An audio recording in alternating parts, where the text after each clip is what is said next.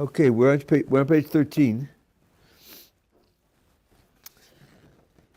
This is Genesis 2:18, and yesterday we did the first half of the pasuk, which said, "Lo tov he'iyos ha'adam levado."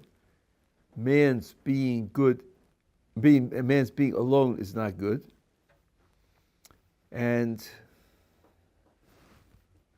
we said those words don't give you any clue as to what about it's not good.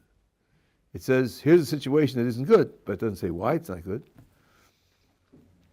And that translation is exactly right. That man is alone is not a good fact.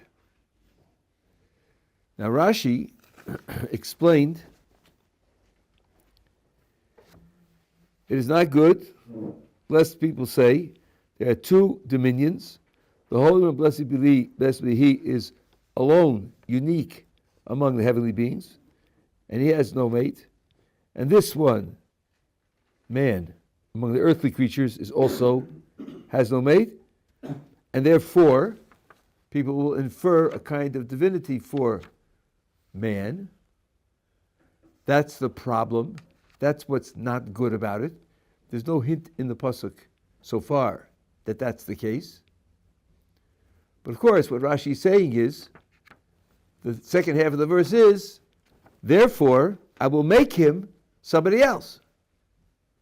So if the problem is that it's bad, if the problem is being alone, being unique, and the solution is to make him somebody else so he's not unique anymore, then there's got to be some problem in the uniqueness. Not a problem is nobody there to iron his shirts and wash his socks and cook him supper. That's not the problem. The problem is being unique. To give him a valet will make him less unique. So that's Rashi is taking his explanation of the problem from the description of the solution, which is of course a perfectly valid thing to do literally. Now the question is, what are the words that the Torah uses to describe the solution? And it says in the pasuk, I will make him a helper. Now, you'll see that in the notes that I printed out, translation there was opposite him. In your helpful, friendly English translation, it says here, corresponding to him. So let me explain to you what's going on here. The word keneged does mean something like opposite. Now, opposite has two uses in English, and I think both of them occur in Hebrew. So the opposite just is a question of spatial placement. The two men had a meeting. Where did they sit? They sat at opposite ends of the table. Maybe they were making a plan together. Maybe they're meeting to give each other support. Opposite end of the table doesn't mean there's any competition between them, or any stress or discord between them. It's just one sitting one end of the table, and the other sitting the other end of the table. That's all. They were standing opposite each other, right? They were standing, looking at each other, not looking out the window, or standing at different ends of the room. They were standing opposite each other. On the other hand, the word opposite in English can refer to opposition, stress, competition, danger, discord. Now here it says, Ezer kenegdo, a helper opposite him. Well, what kind of meaning would you give to the word opposite here? So your blue book, the Art Scroll translation, writes corresponding. I think the thought is, she's a helper, so what would you expect her to be? If you're going to say opposite, you can't read opposite into strife, discord, competition, hatred, and so forth and so on. That would be ridiculous. So it's got to have the neutral, parva meaning Opposite, like opposite ends of the table. Corresponding to one another, facing one another. I think that Rashi's not going to go that way. And Rashi's not going to go that way because although it makes the word opposite consistent with saying that she's a helper, it doesn't explain why it's necessary to say. You made it so consistent that it's redundant. Where else would you expect the helper to be? On the other side of the planet, with a back to her? That's what a helper will be. Standing there, corresponding to him. And therefore Rashi doesn't take it that way. Rashi takes kenegdo to mean against him. Yes, in competition with him. Yes, fighting with him. Because otherwise it's redundant. And now Rashi explains it the way it's explained in Chazal. If he's worthy, she will be a helper. If he's not worthy, she'll be against him, to fight him. Meaning, Ezer Kenegdo is not the same thing twice. It's one or the other. It's quite a dramatically different way of reading it. Let me just check. I forget now what the... this is Pasuk Yudches. Yeah. And if you read the musical notes, the trup, which are, by the way, punctuation, they're very important. Not just so you shouldn't be bored listening to reading the Torah, so you'll sing a musical tune while we're reading it. So you'll see that in the word helper, there's a comma. What's called a tipcha in the notes, which is a pause. So you read it, Eselo, I'll make for him, Ezer, helper, comma, pause, Kenegdo, against him. What's the comma and pause for? Comma and pause is because it's an or, not and, not redundant, not obvious, not an alliteration, but no. Sometimes yes and sometimes no. It can be a helper or against. Now, if you ask, yeah, but where are you coming from? Why wouldn't you want to read? Let's read it redundant. So they're saying the same thing twice. So what? I think part of the background here is what Rashi said in the first half of the comment. Remember, she's got to be an equal. If she's not an equal, she doesn't solve the problem. So if you designate her helper corresponding, there to help, it doesn't sound like she has any independence. She doesn't have any independent will, any independent understanding. She doesn't have an identity of her own and a position of her own. The way Rashi is explaining Ezer Kenegdo, the identity of her own is stressed. If he merits it, then she'll help him. And if she doesn't merit, she'll fight with him. That means she's for sure independent. She can help or fight depending upon what he deserves. The Midrash here goes even further, and I think it's the same spirit as Rashi. The Midrash says, there was once a couple, husband and wife, both of them righteous people, and they had no children. So they decided to divorce and remarry to see if they could have children. They did, and each of these two married a spouse who was wicked. So the couple which had in it the righteous man and wicked wife, the man deteriorated and became wicked, like the wife. And the couple that had in it the wicked man and the righteous woman, the man improved and became righteous like the wife. And there, from this, the Midrash concludes, you see, everything depends upon the woman. The direction that they take as a pair is very strongly influenced by the woman. I mean, the cases that the Midrash I was bringing in, what it says was that everything depends upon the woman. That certainly paints her as independent. More than independent, she's more powerful than he is. So this Rashi's comment on this verse is a very consistent picture. It's a very consistent picture. This is clear what I'm saying about Rashi here? Okay. Next, let's go to chapter 3, verse 4. As I told you, I'm just picking out the Rashis which illustrate where I can illustrate his methodology to you. Rabbi, yeah, sure. How does a man merit a wife that would be a helper, not against him? Merit in what way? Is it in I'm glad you asked that. I did want to make one other comment, which is just more general philosophical. I'll answer in two parts. If he deserves it, then she's designated as a helper. She's created as a helper. That means he has a project, if it's a worthy project, if it's a good project, an appropriate project, then she'll help him accomplish it. There, she doesn't express her independence. Wow. If the project is not worthy, then she expresses her independence by opposing him and trying to stop him. So, in essence, she's independent, and how she expresses her independence, but when his project is worthy, then she's designated to help him. It's just her choice, her evaluation that it's worthy, and her choice then to help him. But she's supposed to help him.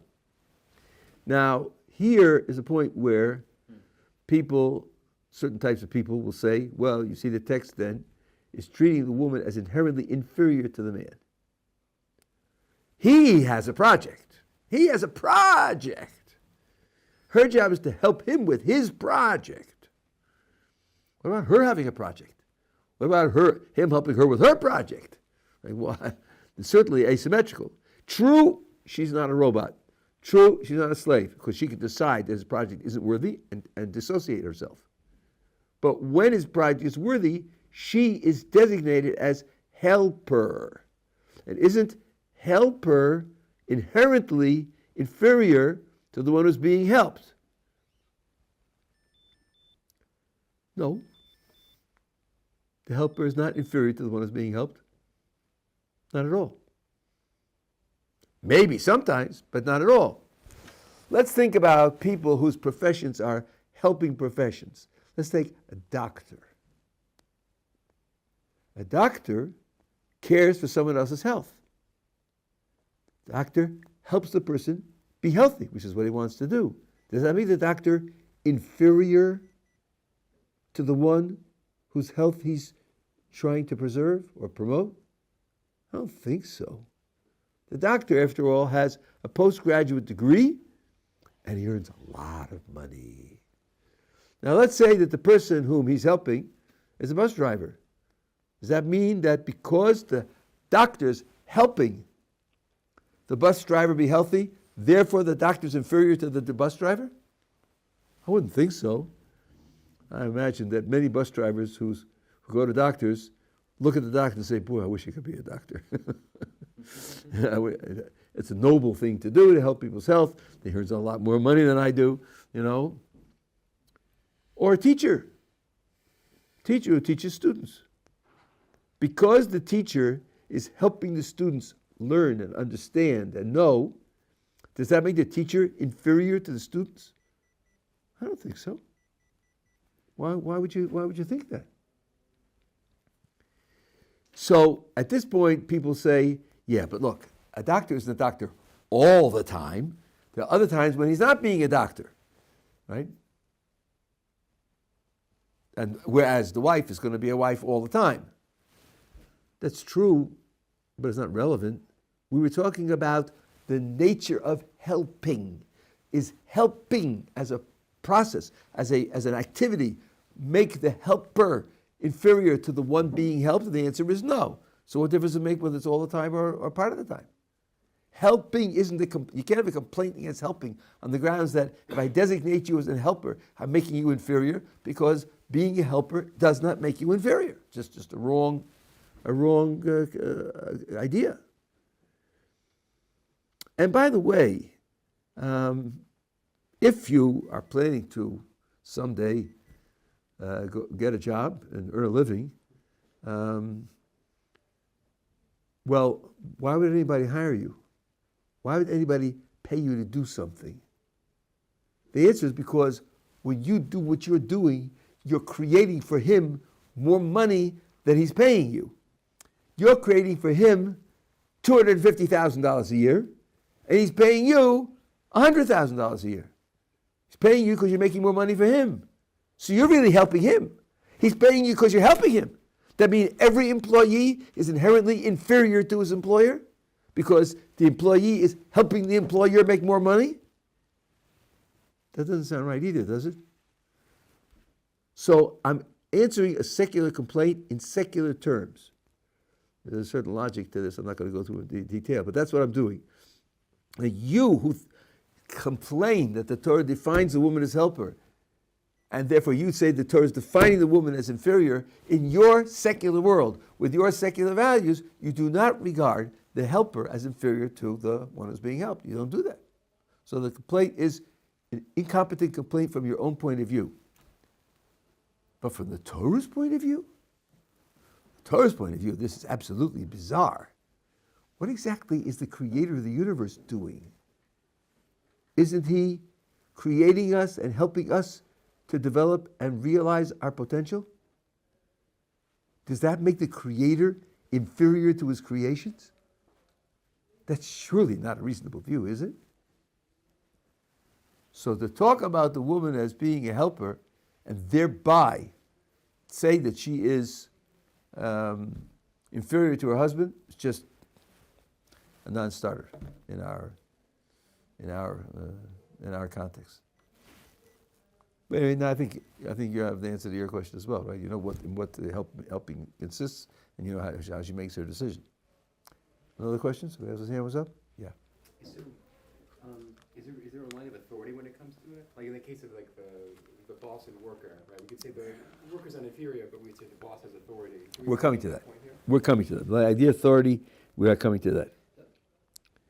In a few more psukim, we'll come to that explicitly. Yeah. I mean, I do understand the idea of the helper, but then what happens in this modern society, which actually women do have their projects and their all this, what about all this?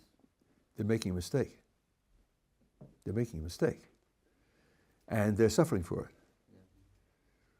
You ask yourself whether the relationships between men and women, any aspect of modern society you want, except those who are trying to live up to the Bible, whether they're more successful or less successful, happier, more stable, more fulfilled, are they the successful ones are manning the barricades all the time, proving how independent they are and how much they can kill and how many people they can cancel and so on and so on.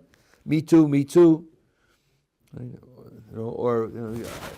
I don't think you have a picture of a happy society. I think you have a picture of a combative, unhappy society and a forever 17-year-old society. Their attitudes towards sex are so bizarrely immature. They're so bizarrely immature, self-chosen animal-like behaviors, and so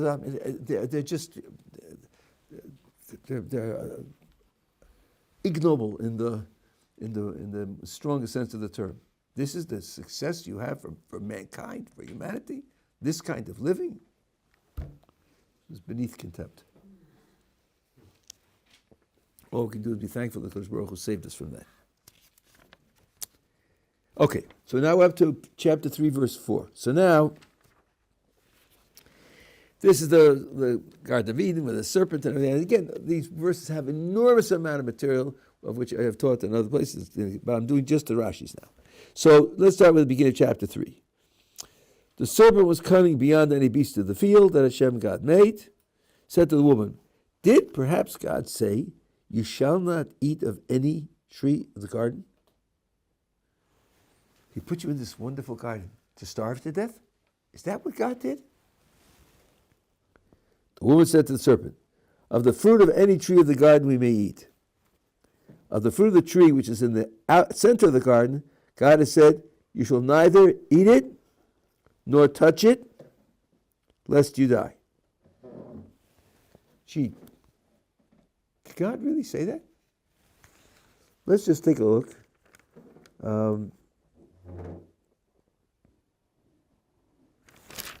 Let's take a book back. The previous page, page 13, verse 16. Shem God commanded the man, saying, of every tree of the garden you may freely eat, but the tree of knowledge, good and bad, you must not eat thereof, for on the day that you eat of it you shall surely die. God told Adam that he must not eat from it. If he eats from it, he will die. Here it says, she says, God has said, God, you shall neither eat from it nor touch it, lest you die. Where did she get touching from it? So there is a midrash, there's a statement in Chazal, which Rashi for some reason doesn't follow, but there's a statement in Chazal which says this statement was made, the command was given to Adam. She wasn't created yet. So how did she find out about the command altogether? Because he told her. Did he tell her as he heard it? He heard don't eat. If she says the command is don't eat and don't touch, where did she get it from? Presumably she got it from him, which means that he added in don't touch. I see, he added in don't touch. How did he add it in exactly? Here are two possibilities. One is, he said to her, God told me don't eat and don't touch. That's a lie. It's not true. God didn't say that. But maybe his motivation was, listen, don't eat is a challenge. Let's add on to it a protective measure, a distance. Let's add on don't touch. Now, is she going to trust me on this? Is she going to follow my intuition on this? Is she going to agree to adding on an extra prohibition? I don't know. Who am I, after all? I know what I'm going to do. I'll tell her in God's name, and then she'll surely obey it. Okay, but then he's not telling her the truth. If that's what happened, it explains the next move, which is what Rashi is commenting on here, because verse 4 says, the serpent says to the woman, you will not surely die. Now, let's try to work the scenario through in our minds. The snake says, you're going to starve to death. The woman says, no, I'm not going to starve to death. We can eat from every tree in the garden, except one. That one, we're not supposed to eat, we're not supposed to touch. And the snake says, you won't die for eating it from it. What should the woman have said at this point? You're a jerk. Spit in his face and walk away. The Creator said you're going to die, and you say we're not going to die? Like, are you fooling? Who are you talking to? This is a no-brainer, It's a non-starter. Leave me alone. She doesn't do that. Why doesn't she do that? So the Midrash says because he pushed her against the tree, and she didn't die. It is, see? Just as it's not true that by touching the tree you'll die, so it's also not true that by eating from the tree you'll die. This is because Adam added it on. He added it on. And she heard from him, God said, don't touch, don't eat, and don't touch. Yeah. So the snake says, I'll prove to you it's a lie. Here, bang! Pushes her, she touches the tree, and she doesn't die. If you understand that the don't touch, she thinks is God's command, if you think that that's true, then you understand how the snake could prove his point to her by pushing her against the tree. Okay. So this is the part that Rashi quotes here that I put on the page for you. You will surely not die. He pushed her against the tree, so she touched it. He said to her, just as there's no death in touching, so there's no death in eating, which is a medrash, Chazal. So you see where the medrash is coming from. Because if you don't say he pushed her against the tree, then there's a gap in the scenario. There's a logical gap in the scenario. Cannot imagine why the scenario goes on. She keeps listening and then she thinks to herself, shall I not eat? And she's attracted by the tree and she ends up eating, right? You can't imagine how that scenario could continue. So Rashi's quoting this midrash. So I said to one of the other fellows who was there the other day, Rashi's skipping over about 300 midrashim. He quotes this midrash because this midrash is necessary to make sense out of the scenario. If this didn't happen, then you can't explain how you go from event to event. Yeah. Why do we assume that Adam is intentionally changing the words instead of maybe by accident, or rather the misinterpretation of it? Why do we assume it's a deliberate change? These words, under these conditions, normally, don't eat doesn't mean don't touch. Doesn't include don't touch. Doesn't imply don't touch. I mean, what he should have said, and this is what the Midrash goes on to say, what he should have said to her was, listen, God said don't eat. And I think we should undertake voluntarily on our own not to touch the tree, because that way we'll protect ourselves from doing the damage. And the Midrash goes on to say, the rabbis add extra rules to the Torah all the time. But they are obligated, and they fulfill the obligation of clearly labeling the rules they tell you that come from God and the rules that they tell you that come from rabbinic additions. They must be clearly labeled and distinguished. Here's an example of what happens if you don't.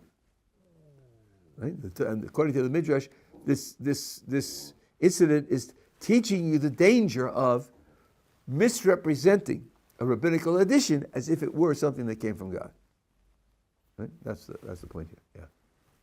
So perhaps do we base when we constantly, for practical purposes, make fences for different things? So once you break the fence like that, perhaps it's the same logic that you will end up doing everything. Like once you break the fence.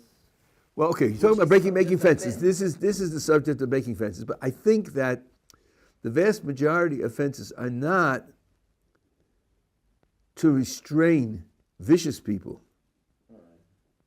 They're to prevent against inadvertent mistakes, accidental mistakes. If you allow the person to do this, someone will get confused as to what the real rule is, or he'll be in a situation where he's very close to the transgression, and he'll, through inattention, come to violate the transgression. We're not thinking of the fences primarily for vicious people. Yeah.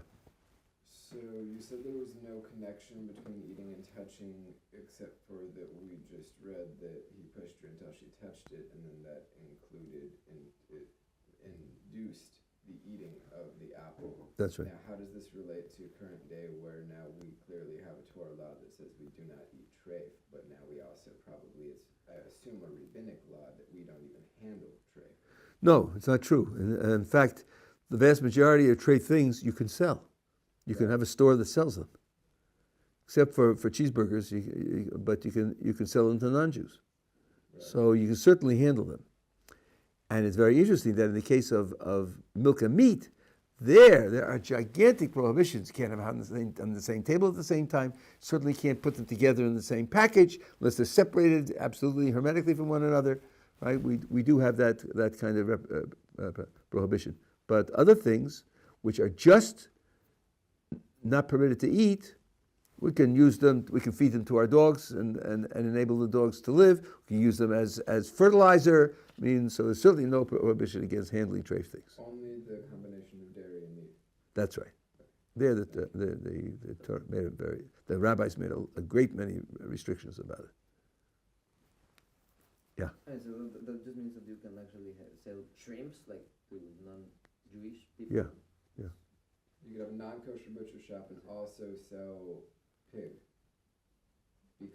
Because pigs are not forbidden to have. That's why you can play football. You could even store it. That's why you can play football. Right, because pigskin, right? That's right. Football's made out of pigskin. There's no problem with that for a Jew. So there's no general prohibition against handling these things, as long as the prohibition is not a prohibition of having benefit. Then it gets more tricky. But these things, we're talking about things that only are forbidden to eat, right? I can't eat the football. That'd be a problem. Yeah. Okay, that raises another question because things that aren't normally edible, the prohibition against eating them doesn't apply. You know, to say that the pig is usher, pig is forbidden to eat, it means all the elements in the pig body which are edible elements. But the hooves and the skin and do pigs have horns? Hogs do. I guess it's more like But the skin they cook in certain way, which is like a lot of people eat the skin like it's. Like Okay, for then crunchy they have a skin. process under which is edible, then it probably would be forbidden. I guess like medicine, I suppose. Okay. How about could you eat, if a Jew eats pig, that's one prohibition. If he eats pig and dairy, is that two sins? No, because the prohibition against milk and meat is kosher milk with kosher meat. But there's not an extra prohibition there. Okay, now here we go. So now they fail and they do eat from the tree. Okay, at the bottom of the page 15. The woman perceived the tree was good for eating, and that it was a delight to the eyes. Tree was desirable as a means to wisdom, whatever all these things mean. She took from its tree its fruit and ate. Also gave to her husband with her, and he ate. Now I'm interested in Rashi in verse 7, but I cannot resist making a point here to you that I think is very important for you to know. If you read these words, it sounds like she's thinking about it. She spoke about it with the snake. She's thinking about it. She's considering it. Mm-hmm. And the tree has various attractive features in her eyes. It has those attractive features. Shall I not? I'm going for it. And she goes for it, and then she gives to her husband, and he goes for it also, right? I want you to know that these words, perceived the tree was good for eating, was delight to the eyes, the tree was desirable as a means of wisdom, those words are attributed to him, to Adam, not in addition to her. They're attributed to him also by Maimonides in the second chapter of the Guide, the great philosopher, and by Rav Moshe Chaim Luzzatto, the great Kabbalist, in the Adir B'Marom, which is one of his major Kabbalistic works. The words are attributed to him. So don't give me any complaints of misogyny. The men see the rabbi, see the Torah sees that women are weak and women are frail, and women make this mistake, and so on and so on, and then they entrap their husbands and everything else. No, they shared the vision. He ate because he possessed the same vision as she did. And I think, though I couldn't find any of the commentaries who say it, but I think this is implied by of the words of verse 6, which we didn't finish. She saw all these things. She took of its fruit and ate. And then on the next page it continues, and it says, she gave also to her husband with her, and he ate. God, there's a lot of words there. There's a lot of words there. What's the also? And what's the with her? Why wouldn't it have enough to say? And she gave to her husband, and he ate. No, also, with her. I think that implies that they share the same vision, they share the same decision, they share the same values, they share the same outlook. And that's why the Rambam in chapter 2 of the Guide quotes these words as his decision, where his decision came from. And he analyzes every phrase and describes the nature of the transgression for him. Doesn't mention her at all. So of course she had these words. There's no question about that. The verse says it exactly, precisely. But for sure, he also had these words. He also had this vision. He also had this struggle, and he also made the same failure. No difference between them at all. So you have the greatest, maybe the greatest post-Talmudic Jewish philosopher, and you have one of the greatest of the world's Kabbalists, Rabbi Chaim Sato, saying the same thing. So don't tell me that the tradition here is picking on women. Okay, but now comes verse 7. This is where I went to the Rashi. Verse 7, the eyes of both of them were opened, and they realized they were naked. The word in the Hebrew is vayedu, which means they knew. Realize it's not bad, but we'll see. And they sewed together a fig leaf and made themselves aprons. Okay, so let's see what Rashi said here. Fig, the word fig is te'ena. Yeah, fig. Wasn't it a grapevine? Wasn't it an apple? Isn't medieval poetry and medieval pictures filled with an apple? No, it wasn't an apple. That's entirely, it's a Christian idea. There's no source in Jewish sources. The Gemara has several candidates, but apple isn't one of them. Where they got the apple and why they thought it was an apple, I have no clue. I mean, in this passage seems to be really fig. Doesn't say. The Torah does not. Rashi is going to comment on that. So here we are, 3:7.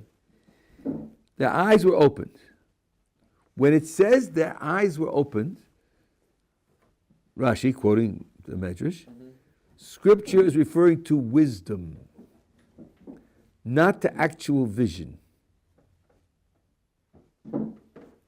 The eyes were opened refers to wisdom and not to vision.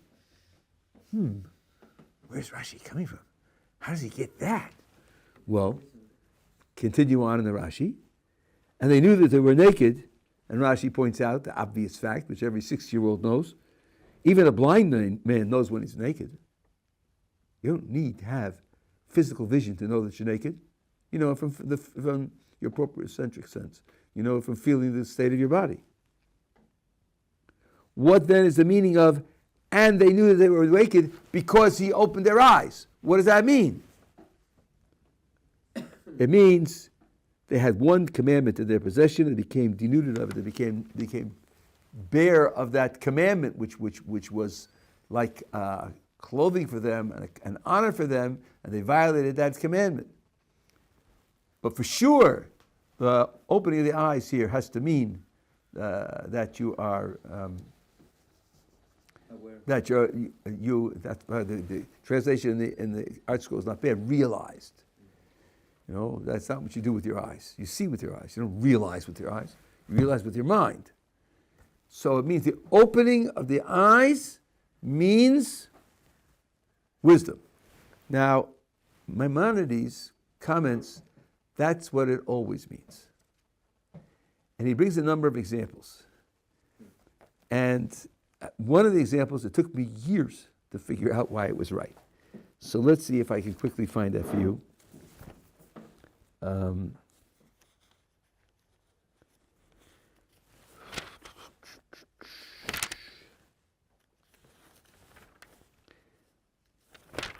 Because, and maybe it'll be obvious to you right away.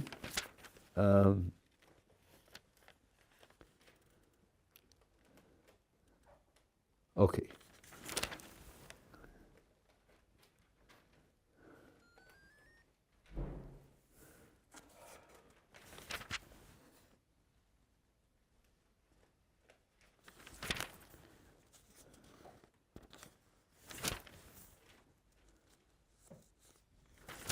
Let's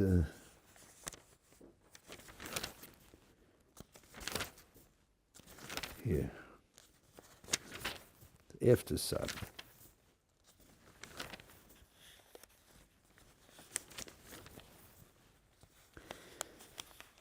Okay, take a look at page 97.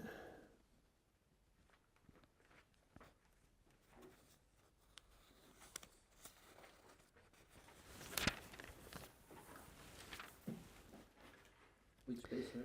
97. Here, it's Abraham, and he has a child, Yishmael, and then he has his own child, Isaac, and God, Sarah says to him, send away Yishmael and his mother, and God, Abraham protests, and God commands him, you have to do what she said, because she's right and you're wrong, fine. So they do. So Abraham sends Hagar and Ishmael away. And she goes out with him, and they run out of water. And she can't stand it, and she places her son beneath a bush and sits a distance away. She thinks they're going to die. Verse 17, bottom of the page. God heard the cry of the youth. An angel of God called to Hagar from heaven and said to her, "What troubles you, Hagar? Fear not, for God has heeded the cry of the youth." She's crying, but Torah tells us God heard the cry of Ishmael. "Grasp your hand upon him, for I'll make a great nation out of him." Fine, we're going to have a salvation here. So, next page, 19. Then God opened her eyes, and she perceived a well of water. She went to fill the skin with water, gave the youth to drink. Maimonides quotes this verse as a proof that opening the eyes is wisdom, not vision. So, hey, come on, what do you mean? He opened her eyes, she saw the well of water, right? Water, spring, really, the air is a spring, right?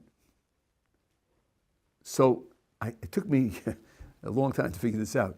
Let's figure this out. She's there with the boy. They're in this wilderness area. They had water with them. They used up the water, and now she thinks she's going to die. Was she looking for a well beforehand? Were her eyes open?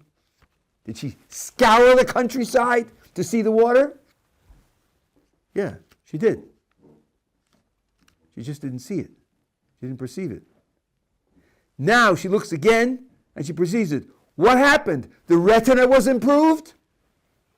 The fog lifted? It was going on at night, now the sun is up? What happened? What happened was she looked at the scene and she didn't perceive the water in the scene. She didn't see the water that was right there in front of her. She didn't interpret the visual perception correctly.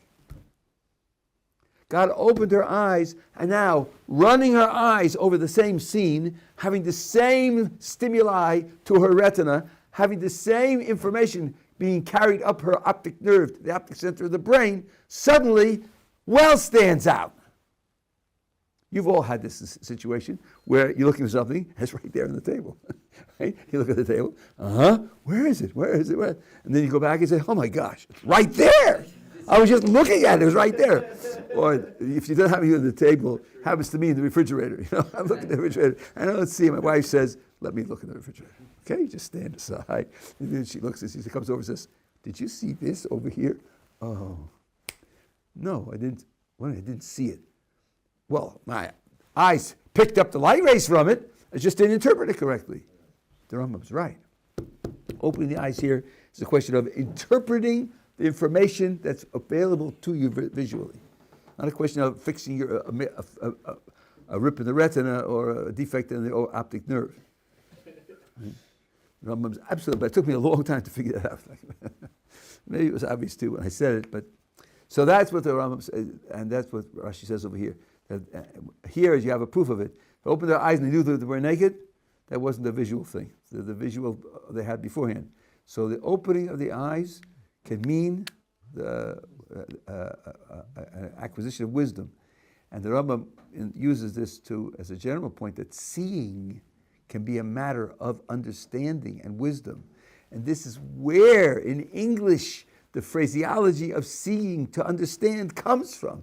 A great deal of English meaning comes from the Bible because that was the basic text, the most important text of English speakers for a long time. Even more important than Shakespeare. Okay. Fine. That's good. All right, so now,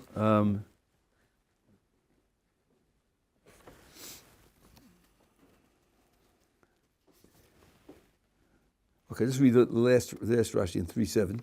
By the way, there's material on the back here, so we'll work on this page tomorrow as well. So they made simple garments of fig leaves. Why did they pick the fig? So here's an interpretation. This is what Rashi's coming to answer. Why was the fig chosen?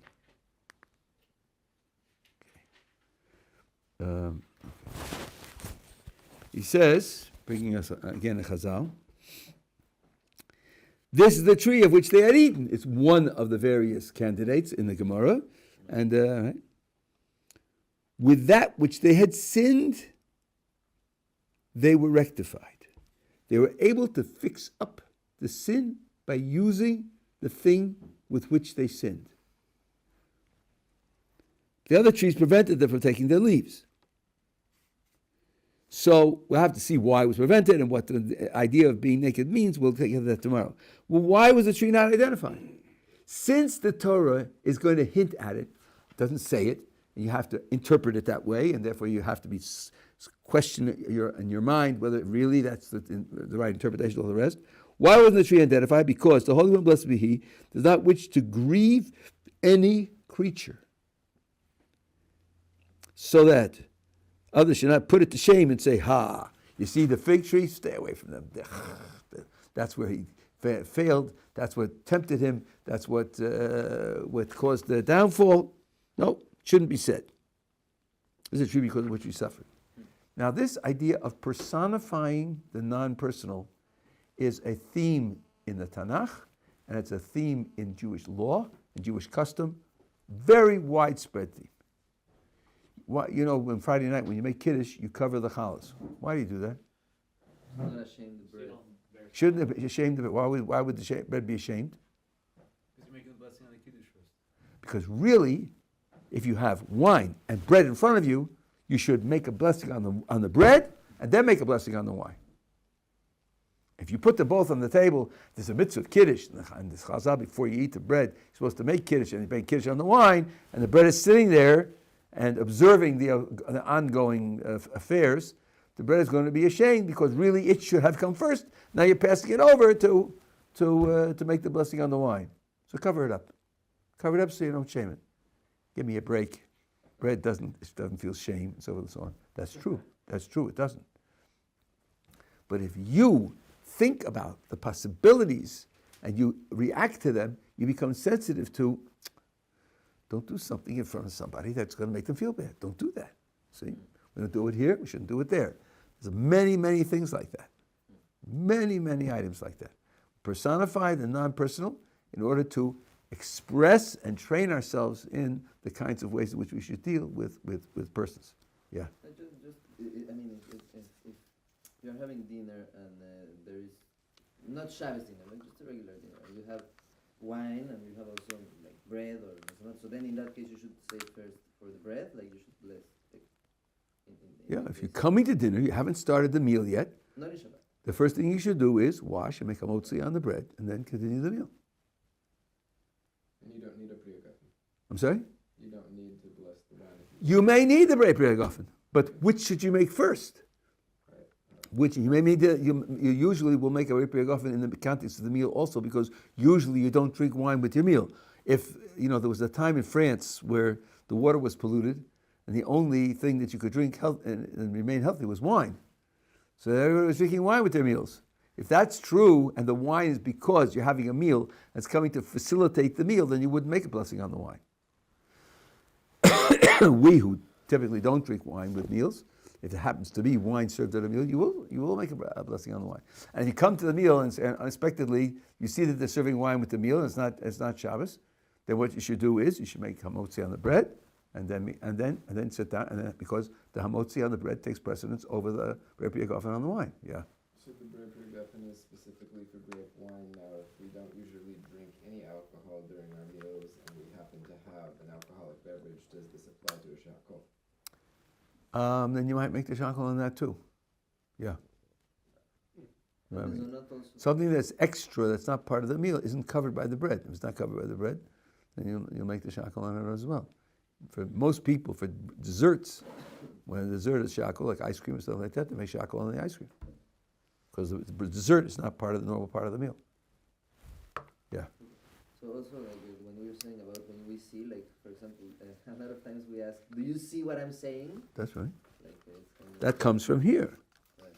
The idea of see, meaning understand, comes from here.